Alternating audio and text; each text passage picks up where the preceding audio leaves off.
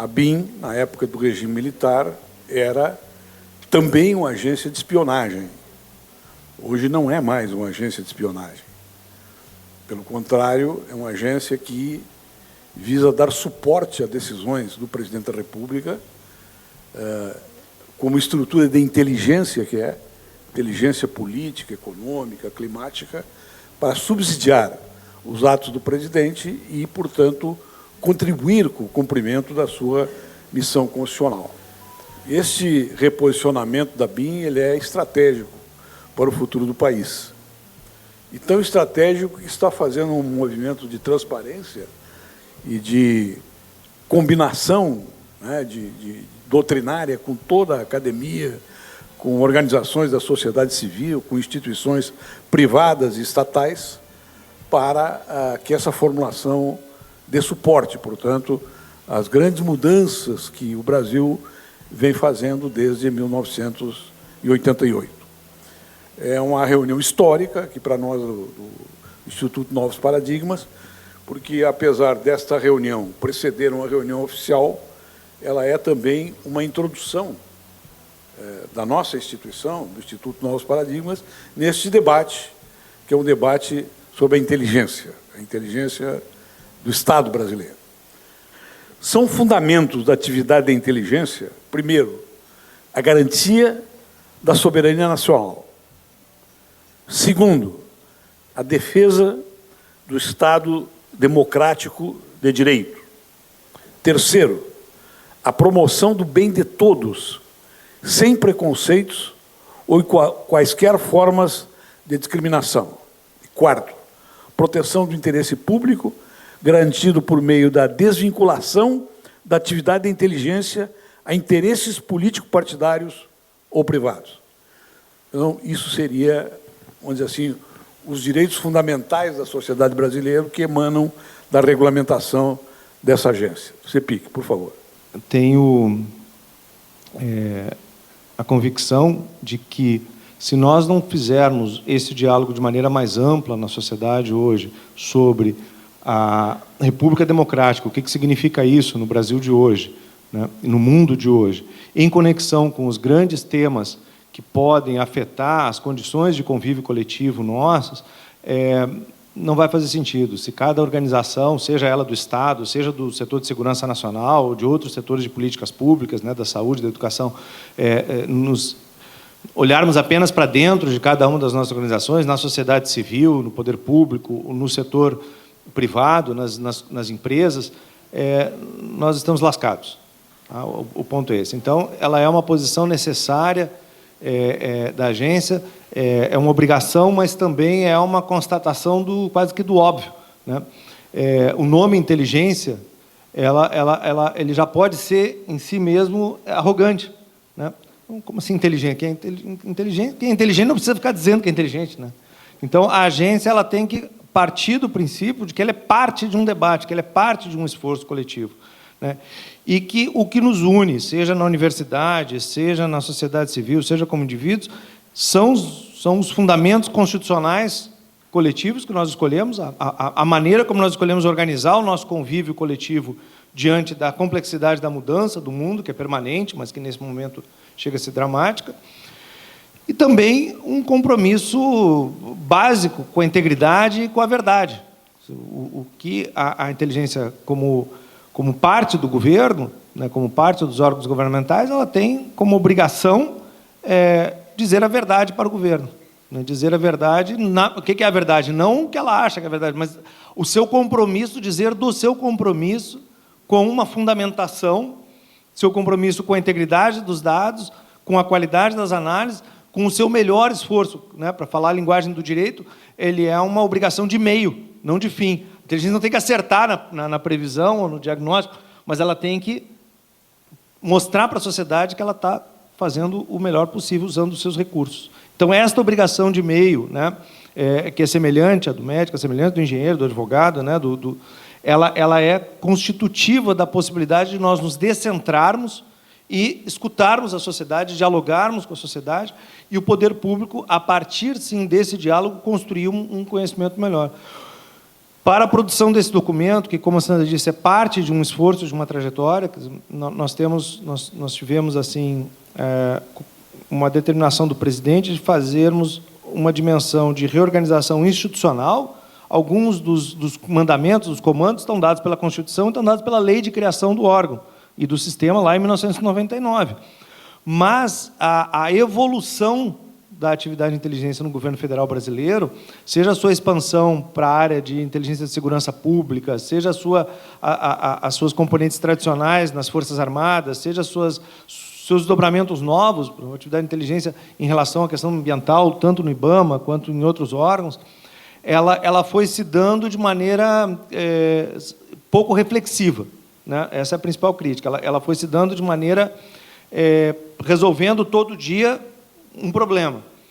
E não necessariamente o resultado agregado disso, ela atende aquele impulso inicial do legislador. O legislador, em 99, disse, olha, eu quero uma agência de inteligência que tenha esse fundamento, né, de realizar, contribuir para o governo realizar os fundamentos constitucionais, e eu quero uma agência que não tenha poderes de polícia política. Eu não quero, você não tem poder de polícia, você não tem poder de interceptação telefônica, você não é um órgão de polícia política. Bom, na medida em que a evolução disso vai se dando de maneira espontânea, o sistema como um todo não necessariamente parou para pensar, né? Nós saímos, a lei cria em 1999, em 2000 e 2002, né, a estruturação do Sistema Brasileiro de Inteligência.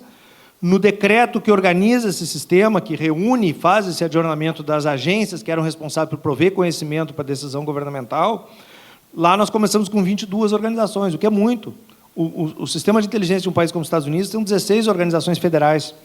Tá? Claro, um orçamento, né, tamanho, número de efetivos muito maiores do que de um país com a dimensão do Brasil. Mas são 16. Os outros países vai variar, e isso vai variar de país para país, seja os países democráticos, seja os países autoritários, mas, de maneira geral, os sistemas de inteligência são relativamente pequenos e especializados. Tá?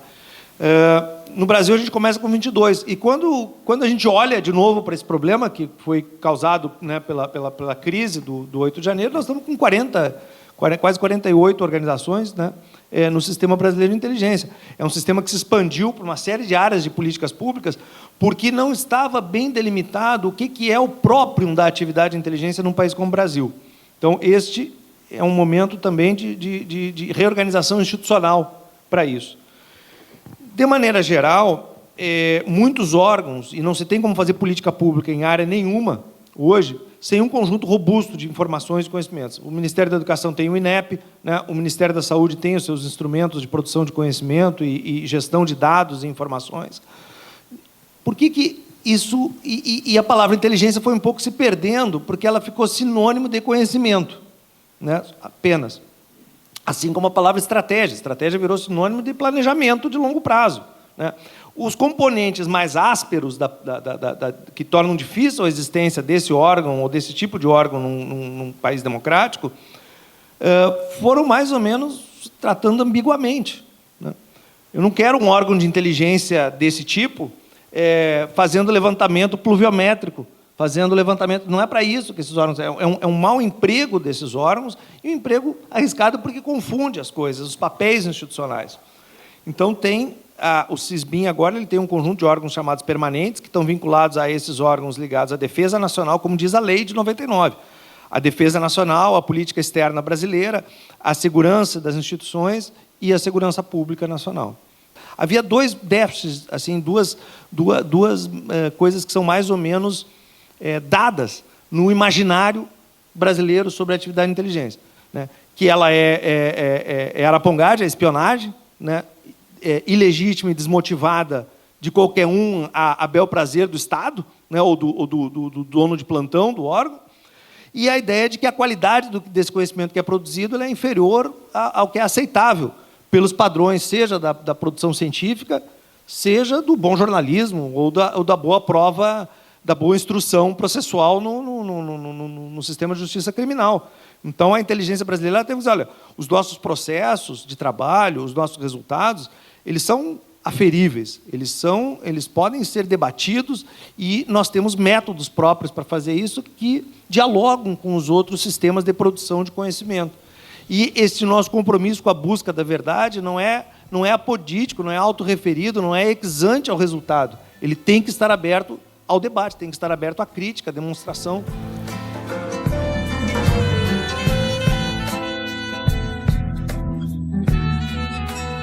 Como esse tema ele pode mudar configurações históricas, né, que nós temos dos nossos conceitos de organização social, política e do Estado, né, e principalmente da República Democrática, né. Acho que aqui eu fiquei muito imantado pelo título, né, desse evento, que é Inteligência do Estado, Transição Climática e República Democrática. Eu vou começar, então, pelo clima. O quanto a nossa sociedade, nós mesmos, admitimos uma mudança climática. Né? O quanto isso, de fato, nos deixa em dúvida ou nos dá, digamos, uma certeza. O clima não é uma coisa simples, não é uma coisa fácil. Né?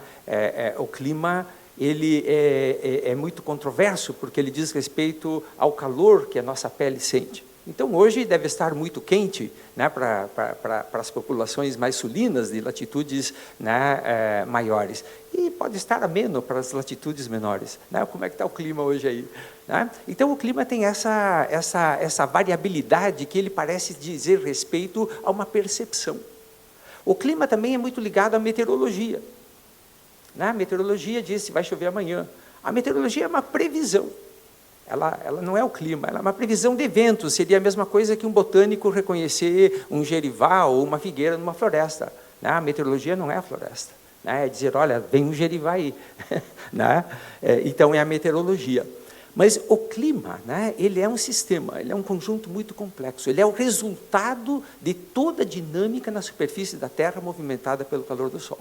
Ele é, portanto, não apenas físico, né, professora Nádia, ele é também químico, ele é geológico, ele é histórico, né? Ele é resultado de um conjunto de processos.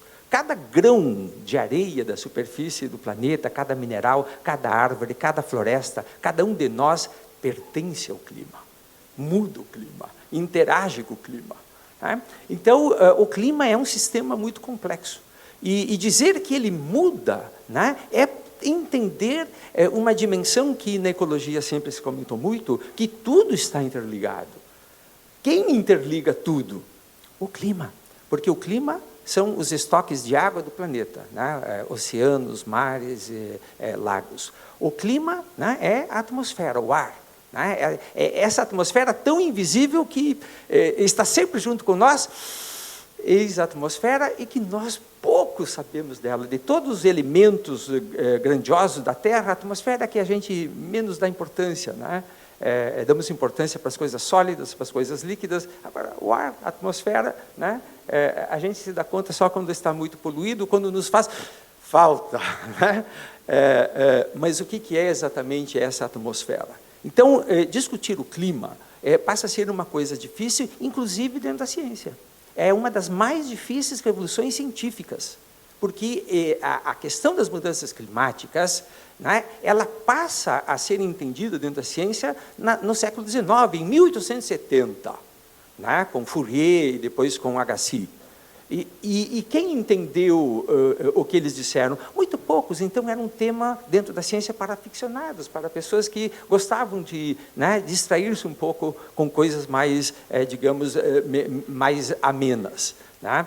Mas, até que Arrhenius, um químico, um Nobel da Química, ele fez uma conta muito importante. Ele pensou que a emissão de gás carbônico pudesse mudar o clima. Né? Então, ele pensou que os gases pudessem mudar o clima. E ele fez uma conta. Então, ele calculou que se dobrássemos a quantidade de gás carbônico na atmosfera, né, o clima poderia aumentar sua temperatura em até 4 graus centígrados. Então, dobra o teor de gás carbônico, a temperatura sobe 4 graus centígrados. Mas 4 graus centígrados é apenas uma temperatura. Né? Quer dizer que se tu aumenta a temperatura, tu muda todas as configurações dos ecossistemas, todas as zonas de habitabilidade da vida, né? Na medida em que as espécies da vida, nós, inclusive, somos filhos e filhas do clima. É o clima que determina onde podemos ou não habitar, né? Então, isso passou a ser uma conjectura realmente poderosa, né? Será que ela é verdadeira? Né? Mas pouca gente deu importância para essa configuração, para esse axioma do Dr. Arrhenius, né? Porque ele já estava enxergando o gás carbônico da queima de carvão. Ele não estava falando em termos, né, apenas de um ensaio. Ele estava olhando as chaminés das termoelétricas da Inglaterra. Isso aí poderá, né, dar um grande problema no futuro. Até que, bom, começa-se a medir, então, o teor de gás carbônico, isso a partir da década de 50, né, o professor Keeling, e ele percebeu, então, que o teor de gás carbônico está aumentando. E hoje chega a 424 ppm contra 280 da era pré-industrial. Então, essa revolução industrial, o capitalismo industrial, ele introduziu na atmosfera, né, no sistema climático global, hoje, então, 1,5 graus centígrados de temperatura. E você vai dizer, mas isso é tão pouco, né? Então, a gente faz a seguinte conta, né? Tome todo o primeiro metro de água de todos os oceanos, recolha, bota num enorme tacho, aqueça 1,5 grau centígrado. Aí você verá a energia, né, que foi introduzida no sistema do clima da Terra, né? Isso leva, então, a um processo, né, de retroalimentação positiva, e o que se prevê avante, né, na medida em que não se estanca essa emissão de gás carbônico, o que se prevê é que não se estanca o aumento da temperatura, né? E como é um sistema de retroalimentação, né, mais temperatura leva a um aumento, né, do aquecimento global. Então, a mudança climática, ela tem a ver, essencialmente, né, com a mudança das proporções de água do estado sólido, líquido e gasoso. Então, muda o clima, não é, hoje está quente, amanhã está ameno, então mudou o clima. Não, isso é a meteorologia, né? Mudou o clima é quando o nível dos oceanos aumenta, porque, aumentando a temperatura, derretem os gelos. Muda o clima quando, aumentando a temperatura, diminui, então, a criosfera, o volume de gelo na Terra. Muda o clima quando, então, ao aumentar a temperatura da Terra, a atmosfera, né, ela infla, ela dilata, e ao dilatar, ela absorve uma quantidade muito maior de vapor d'água, né?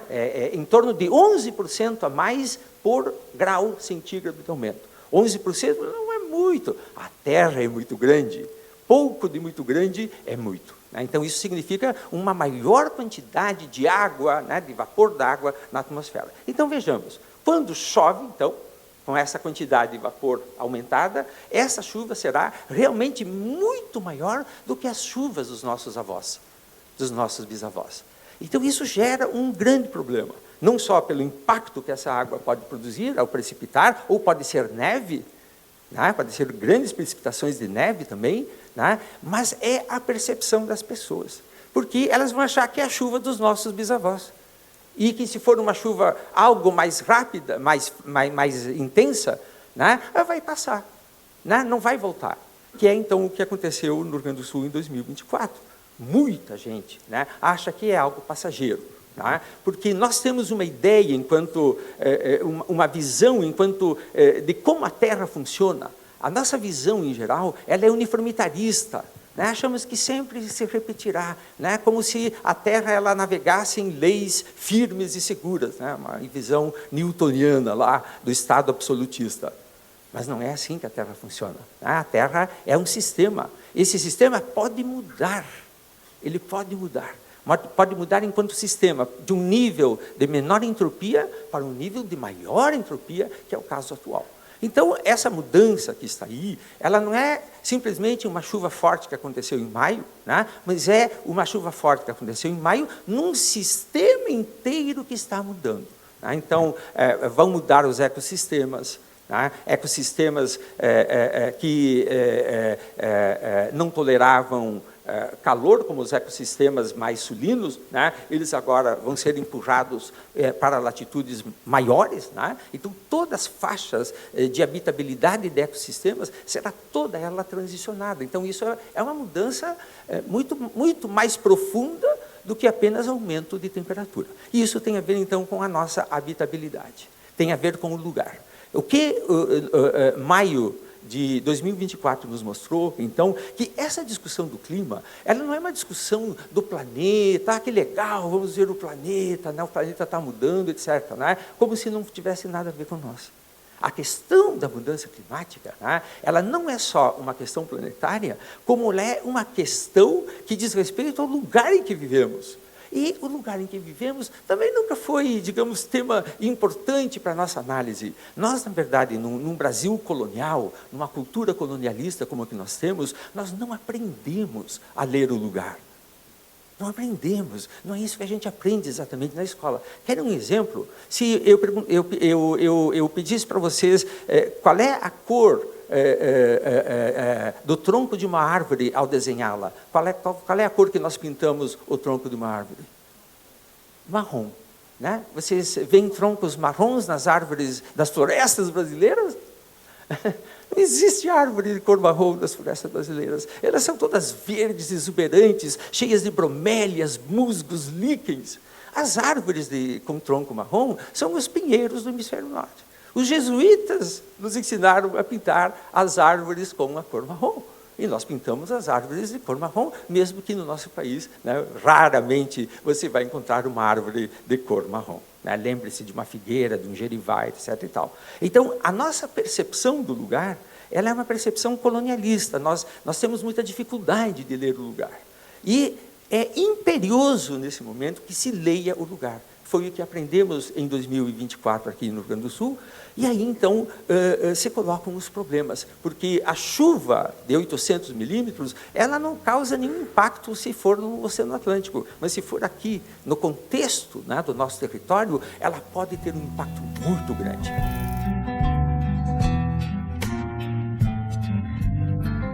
E de que, por conseguinte, os nossos laços sociais precisam ser respeitados, cultivados, e que a gente tem que enfrentar esse tipo de situação. Isso não é propriamente uma coisa que vocês lá possam tratar diretamente, mas é um certo tipo de contexto que mostra como a proteção de uma comunicação social entre as pessoas que vivem numa determinada sociedade, preservar a rigidez aí, e evitar esses descalabros de fake news completamente absurdos, estão muito além de variação de opiniões, mas são, na verdade, muitas vezes, falsidades deliberadamente produzidas. Essas coisas envolvem também uma questão da segurança do funcionamento da nossa vida social. Então, acho que isso é também um ponto que eu queria chamar a atenção. E, por outro lado, justamente essas tensões entre os países, né, e as rivalidades entre eles, que aparentemente estavam um pouco atenuadas aí no período áureo da globalização, agora com a ascensão da China e a tensão que isso provoca nos Estados Unidos, afinal, a cabeça do império, nenhum império, né, aceita passivamente o seu fim, cria muitos percalços. E na cena internacional, a verdade é a seguinte: a gente teve o escândalo, por exemplo, do celular da Dilma, está sob controle lá e supervisão das instituições de segurança dos Estados Unidos e até Angela Merkel, né? Quer dizer, então tem aí todo um espaço, vamos dizer assim, de tensão nas relações internacionais que exigem que os países tenham, o nosso país, eu acho que precisa ter cada vez mais instituições que zelem e velem por esse tipo de preocupação com o que está acontecendo conosco. Um outro exemplo que eu acho, assim, vi recentemente, fui chamado a atenção, lendo aí, até por uma pessoa que era secretária executiva do Conselho de Desenvolvimento Industrial, lá do Ministério da Indústria e Comércio, lá do vice-presidente do Alckmin, né? Essa moça chama a atenção, por exemplo, a Verena, chama a atenção e dá o exemplo do que está acontecendo com relação à exploração dos recursos minerais no Brasil. Esse é um dos maiores ativos que o Brasil tem. Tá? Ela deu o exemplo do lítio, né? O lítio é um metal que está presente nas baterias, né, de todas as coisas. Tá? e que é um recurso estratégico no mundo hoje. Tá? Então, ela diz, o Brasil atualmente faz o quê? Extrai, não sei em que escala, também não foi muito precisa com relação a isso, faz o primeiro refino, mas já não faz o segundo refino. Tá? E o material é exportado. Então, essa é uma questão também assim, que envolve o interesse nacional de uma maneira muito séria, não é? Porque esse é um recurso estratégico do Brasil, esse e outros, né? Que deveriam toda essa política, vamos dizer, do Ministério de Minas e Energia e de consideração atenta do que são os recursos naturais do Brasil, especialmente nessas áreas que vão se tornando críticas atualmente e de alto valor estratégico e valor econômico também, deveria ser objeto de uma atenção muito especial por parte do governo brasileiro. Eu acho que isso é uma coisa assim que também tem uma dimensão que diz respeito à segurança nacional também, quer dizer, porque envolve posicionamentos do Brasil com relação às situações futuras, dos quais, em setores que envolvem assim, eixos de organização da vida econômica e social que a gente tem contemporaneamente. Então, falei também sobre isso, acho que é um assunto assim, que mostra a amplitude, vamos dizer assim, o espectro de assuntos que podem ser objetos legítimos de uma atenção que se faça nos ministérios correspondentes, nas áreas, etc., mas que também devem estar submetidos a um olho que atente para a segurança nacional. Porque eles envolvem, talvez não ameaças imediatas, mas também, como vocês estavam dizendo ali, em marcos cronológicos que são mais dilatados, porque as consequências dessas coisas vão se desdobrando no tempo. Então, acho que isso são exemplos assim, do que eu acho que seriam considerações assim, muito... pontos assim, atuais, mas que mostram a importância da gente ter, não é, uma BEM que seja preparada com essa amplitude, aliás, de espectro de preocupações que a tua própria exposição mostrou ali e que mostra como a gente está andando na direção certa. E que requer, me parece, evidentemente, pelas referências que fizesse, a dimensão geográfica que precisa ser coberta, e ao tamanho da nossa população, né, requereria ter uma provisão aí de pessoal e de equipamentos e enfim, de base para um trabalho que consiga ser mais efetivo e possa dar um aconselhamento para as nossas autoridades superiores. Então, acho que meus comentários com relação a BEM seriam esses. Evaldo, e com relação à questão ambiental, muito obrigado por uma exposição muito bonita. E acho que chama muita atenção para o tamanho, vamos dizer assim, dos desafios que estão colocados aí e a necessidade que a gente tenha que ter posicionamentos firmes com relação a isso, inclusive como país, né? E eu acho que isso o Brasil está tendo, tá? Nós estamos assim, a gente sente que há uma atenção crescente com relação a isso. Mas os desdobramentos disso em políticas e até na conscientização das pessoas ainda precisa avançar bastante, e nós temos áreas críticas, tá? E aí a questão estrita da segurança, aí talvez da Polícia Federal, não tanto da ABIN, mas, por exemplo, como é que avançam as queimadas nas nossas áreas de fronteira, né, na Amazônia e no Cerrado, aquilo ali também requer, eu acho, também uma ação de informação bastante grande, eu acho que é estratégico, afinal de contas, você está colocando essas zonas de fronteira são críticas com relação à preservação do ambiente, e, por conseguinte, elas envolvem o interesse nacional. Enfim, acho que esses são pontos de um balanço que eu acho que o Brasil precisa fazer do seu estado atual. Tá? Ontem foi publicado no Estado de São Paulo um artigo do embaixador Rubens Barbosa, propondo que o Brasil faça, afinal de contas, um balanço da sua situação atual, da posição que ele tem no mundo, no contexto de grandes modificações geopolíticas que estão ocorrendo e também econômicas, e que eu acho que a gente vai levando um pouco com a barriga, assim, não reflete um pouco essa trajetória. Tem coisas que dizem respeito, por exemplo, ao crescimento econômico do Brasil. Faz 40 anos que o Brasil cresce, assim, as médias, às vezes cresce um pouquinho mais, outras vezes menos, mas, na verdade, está entre 1% e 2% o crescimento do Brasil nos últimos 40 anos. Dos anos 30 até os anos 80, o Brasil, a média foi de 6,7% de crescimento ao ano. Quer dizer, nós estamos, assim, medíocres com relação ao desempenho econômico. Tá? E isso tem aí um conjunto de impasses, que não é o caso de analisar, são difíceis, tem problemas de limites fiscais, não é, do governo brasileiro, mas eu acho que essa também é uma questão. Está na hora do Brasil fazer uma certa avaliação de si próprio. Eu acho que o protagonismo do presidente Lula na cena internacional mostra bem como o Brasil é alguma coisa que é o nono PIB do mundo, é uma das sociedades que tem 200 milhões de habitantes, mais de 200 milhões de habitantes, tem um território continental. Nosso país não é qualquer coisa, tá? E eu acho que ele tem sistematicamente ficado aquém de si mesmo. A gente sempre tem a sensação de que o Brasil podia ser mais do que ele é. E eu acho que essas questões, no fundo, envolvem uma consciência que o país precisa ter, de tomar de si mesmo, da sua importância. E quando eu vi vocês assim, eu disse, mas gente capaz e competente no Brasil não falta, tá?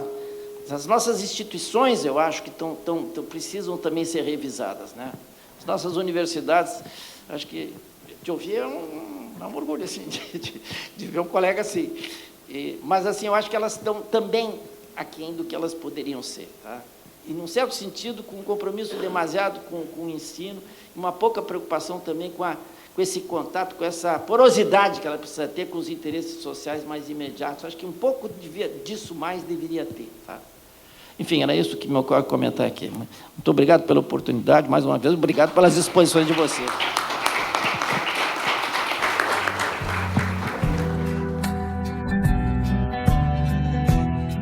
Porque, na falta de um arcabouço legal, né, de ferramentas legais para conter, né, o avanço não só da desinformação, mas também da falta de integridade, né, da informação em várias áreas, a gente vê que, do outro lado, essa produção, né, em série de desinformação, ela é coordenada, muito bem subsidiada, né, e tem uma unidade, né, discursiva, ela define a pauta e a agenda para onde vai. E a gente vê que, do contrário, do lado de cá, tem várias iniciativas nem sempre bem coordenadas para isso.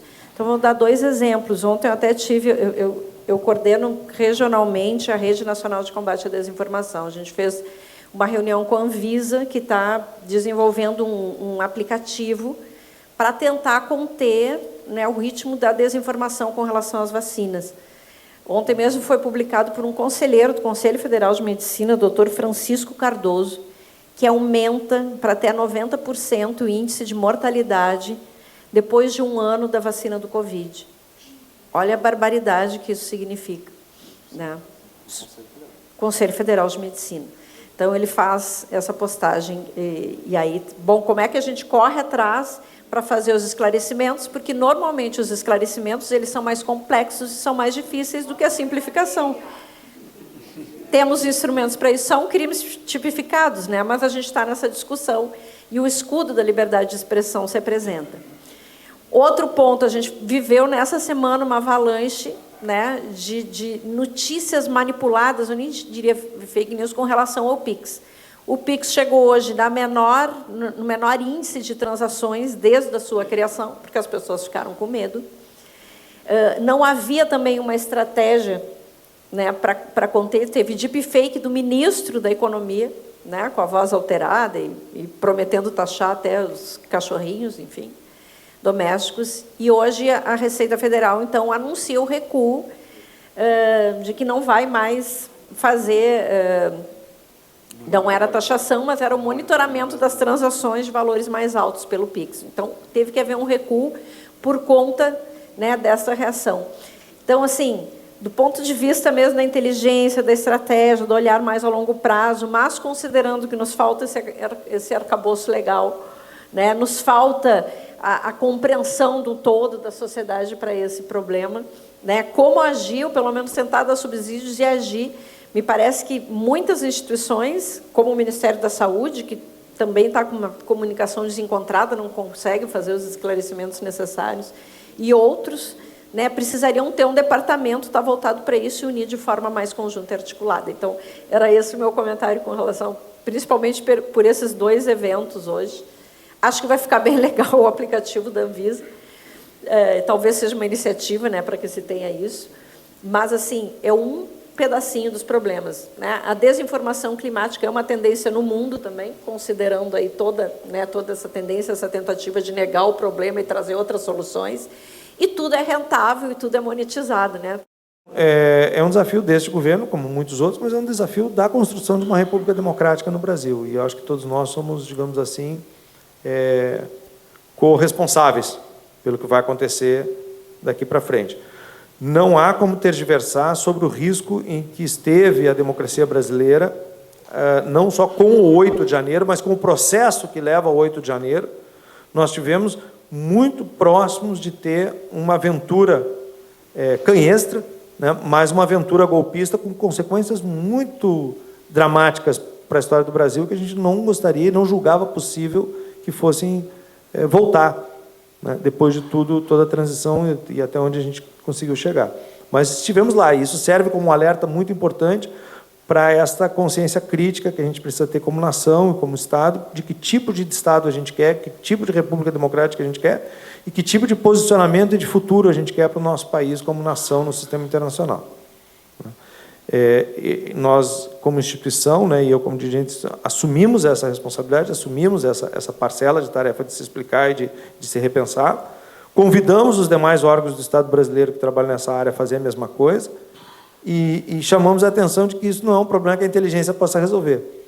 Do núcleo duro da segurança do Estado, digamos assim, os sistemas de inteligência são os mais recentes, né, são os mais jovens e não necessariamente os mais poderosos. Nós temos forças armadas, nós temos polícias, nós temos diplomacia, e esses instrumentos mais tradicionais de cumprimento da missão de segurança do Estado, eles também estão pressionados. Itamaraty está à altura do que a gente precisa fazer. Quando foi criada a Organização Mundial do Comércio, havia 50 diplomatas no Itamaraty que tinham capacidade de discutir comércio internacional. Quantos têm capacidade de discutir mudança climática hoje? Ou transição tecnológica? Então, eu aceito, digamos assim, a provocação digam aí o que vocês estão fazendo, né? Mas eu devolvo a cobrança para o conjunto do Estado brasileiro, porque a hierarquia... Não, o que a gente definiu? Na lei de 1999, havia lá, por herança do modelo do regime militar, a ideia de órgão central. A BIM seria o órgão central do sistema. Bom, me dá o orçamento e as prerrogativas e o poder de poder mandar nos demais órgãos, tudo bem, mas nunca veio, a lei não... Então, ela não era... essa posição de primos interpares, né, ela teve que ser negociada com algum desprezo das polícias e das Forças Armadas a vida toda. O que o Luiz Fernando Correia, acho que trouxe, e é dele essa formulação, e foi muito importante no decreto de reorganização do SISBIM, foi dizer que a ABIM é o órgão coordenador e facilitador do diálogo entre os órgãos. Muito obrigada, pessoal.